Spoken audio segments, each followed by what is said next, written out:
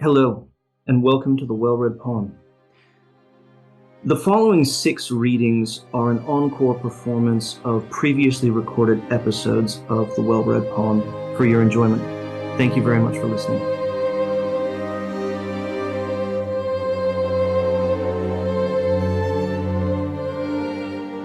Reading is interpretation.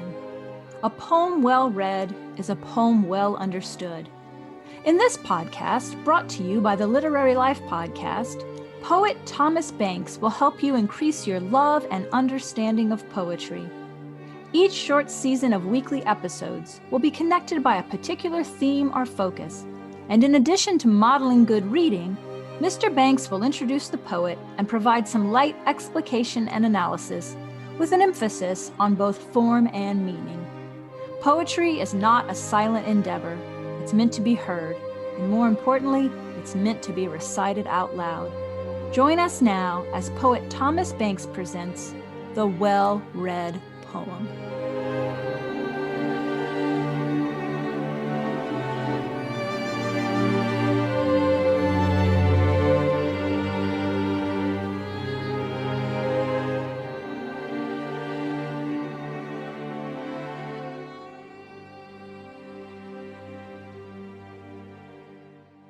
Hello, and welcome to the Well-Read Poem.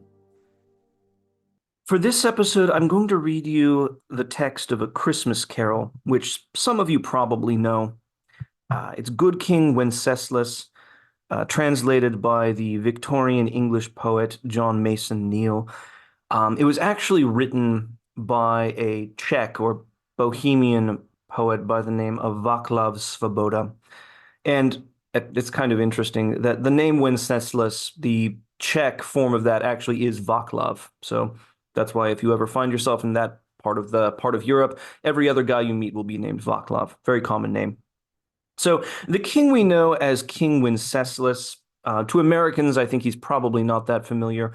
He was kind of the picture of a just king in the Middle Ages. He was one of those, I don't know, maybe compare him to Alfred the Great or someone like that.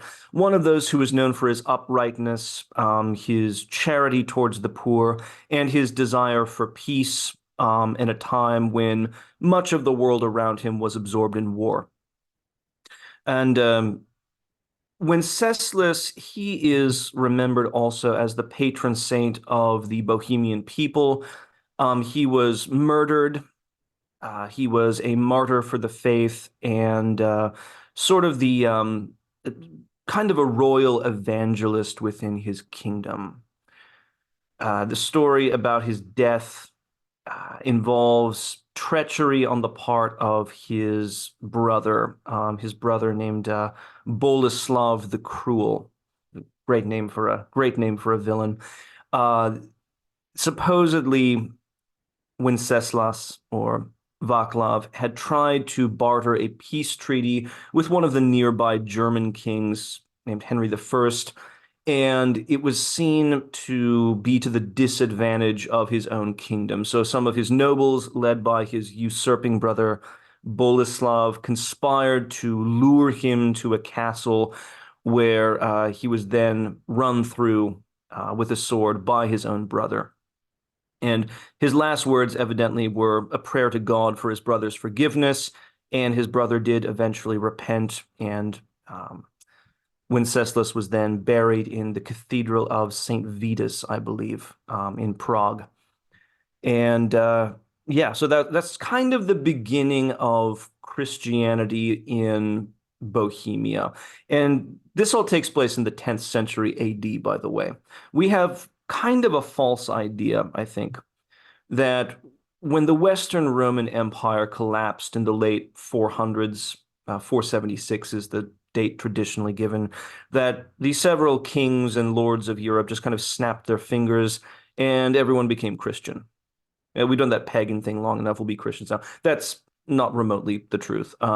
Centuries after the collapse of the Western Empire, you still find paganism in various Teutonic or Slavic forms. And the evangelization of Europe was the work of many lifetimes, many centuries. So well into the Middle Ages, you still see tensions and sometimes violent tensions between the older, Slavic pagan religions of Central and Eastern Europe and the new Christianity, which is being preached by Cyril and Methodius and other such evangelists. So, good King Wenceslas. Um, I'm not going to sing it. You've probably heard it sung in any number of movies by any number of carolers. If you've ever had the good fortune to have carolers stop by your house. But it's the first couple lines are important. Good King Wenceslas looked out on the feast of Stephen and the feast of Saint Stephen, the proto-martyr from the book of Acts, if you know, one of the first deacons of the Christian church. That occurs the day after Christmas, December 26th. And I don't know how many of you might live in Canada or the UK, but you know that as Boxing Day. We don't have Boxing Day in America, really. But Boxing Day, of course, is a traditional day when, you get together things you don't need, old articles of clothing, that those cans of beans and those bags of leftover food that you don't need yourself, and you take them down to the food bank or to the church parish office so they can be distributed to the poor. So this is an appropriate setting for a poem which describes an act of kingly charity, a king noticing a peasant and deciding that this peasant, he has suffered enough. This is a man who needs to be fed. This is a man who is created in God's image. And the social rank between us is a matter of no consequence, a trivial thing, in fact. Good King Wenceslas. It's translated into English by John Mason Neale, and as I said, the original seems to have been written by the 19th century Bohemian poet Vaclav Svoboda. Good King Wenceslas looked out on the feast of Stephen, when the snow lay round about, deep and crisp and even. Brightly shone the moon that night, though the frost was cruel, when a poor man came in sight, gathering winter fuel. Hither, page, and stand by me, if thou knowest it, telling, yonder peasant, who is he? Where and what his dwelling? Sire, he lives a good league hence, underneath the mountain, right against the forest fence by Saint Agnes fountain. Bring me flesh, and bring me wine, bring me pine logs hither. Thou and I will see him dine, when we bear him thither. Page and monarch, forth they went together, through the rude wind's wild lament, and the bitter weather. Sire, the night is darker now, and the wind blows stronger. Fails my heart, I know not how, I can go no longer. Mark my footsteps, good my page, tread thou in them boldly. Thou shalt find the winter's rage freeze thy blood less coldly. In his master's steps he trod, where the snow lay dinted.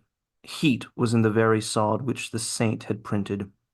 Therefore, Christian men, be sure, wealth or rank possessing, ye who now will bless the poor, shall yourselves find blessing. And this act of Wenceslas, and this may be a legend, but it's one of those legends which does bear witness to historical truth, and the oldest lives of Wenceslas all bear witness to the fact that he was very concerned for the well-being, the corporal and the spiritual well-being of the poor within his dominion. This act found many imitators. It even became kind of a ritual in certain parts of Christendom on the Feast of Stephen for wealthy men to go barefoot, through the snow to bring gifts to the various poor within their domains. So this is an act which inspires others and still remains inspiring today. So a well-known hymn. I hope you feel that you can appreciate it a little bit better and know the historic and legendary background of it a bit more. And like I said, I'm not going to sing it, but you can if you want to. Thank you very much. This has been the Well-Read Poem, and a Merry Christmas to you all.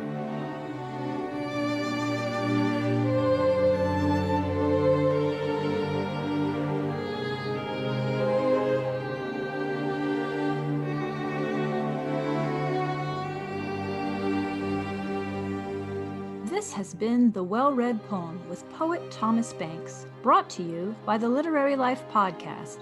For show notes and the text of the poem, visit theliterary.life.